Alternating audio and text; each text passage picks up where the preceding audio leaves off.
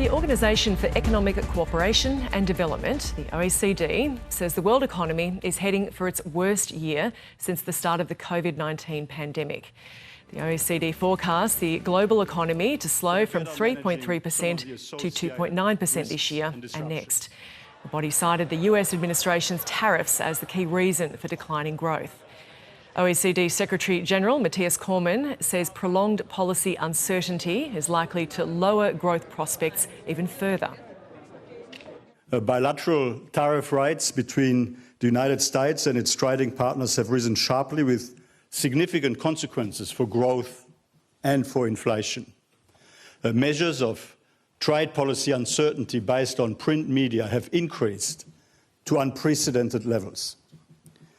Near-term indicators point to a weakening of economic activity, with surveys showing declining consumer confidence, with policy uncertainty also undermining business confidence. For more on this, Diana Mousina, the Deputy Chief Economist at AMP, joins us now. Diana, thank you. Can you tell us about this forecast from the OECD, what it means globally and also for us here in Australia? Well, I don't really think we should be too concerned about it, to be honest, because I sort of think of it as news that we already knew about.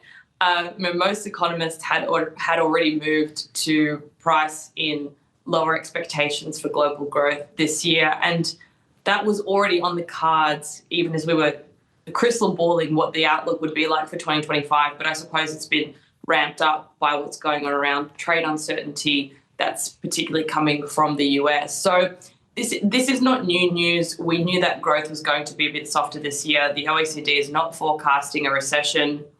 They downgraded US GDP growth to be in line with what we think it will be, which is about 1.6% this year, and lower than where it was last year. But I don't really think that this is anything new that we already didn't know about.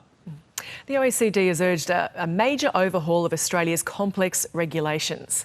What are they getting at there?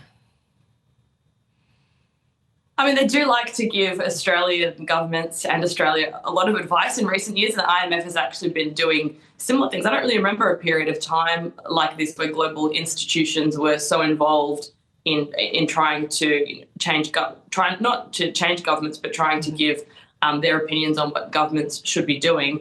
I guess they're looking at Australia's long-term decline in productivity growth, which we've had basically over the past 10 years. Our productivity growth has been running at 0.5%, whereas we should be running close to 1.5%.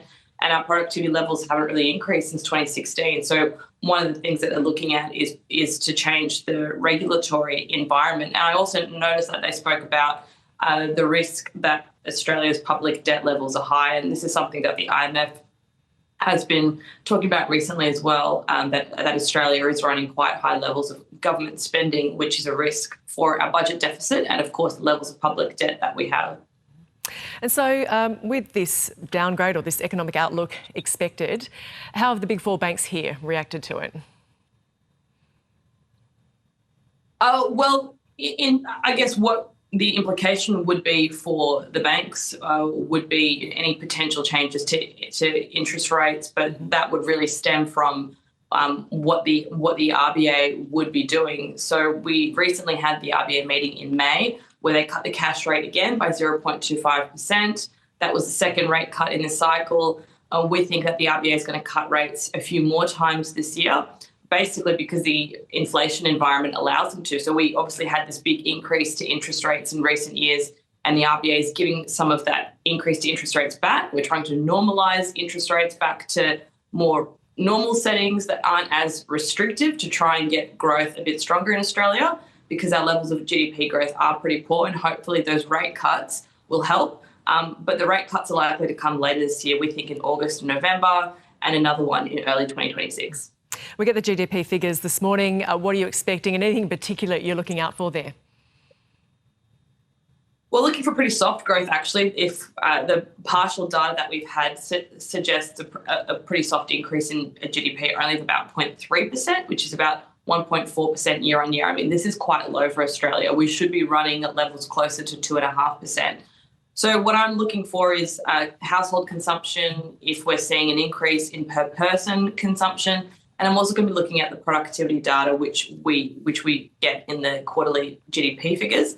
And of course, unit labour costs, which is a really good proxy for how businesses are feeling around how wage pressures are impacting them. If we're seeing that unit labour costs are rising too much for businesses, that is a problem because it means lower profit growth and potential inflationary upside in the environment. Diana Mousina, Deputy Chief Economist at AMP, thank you for joining us. Thank you.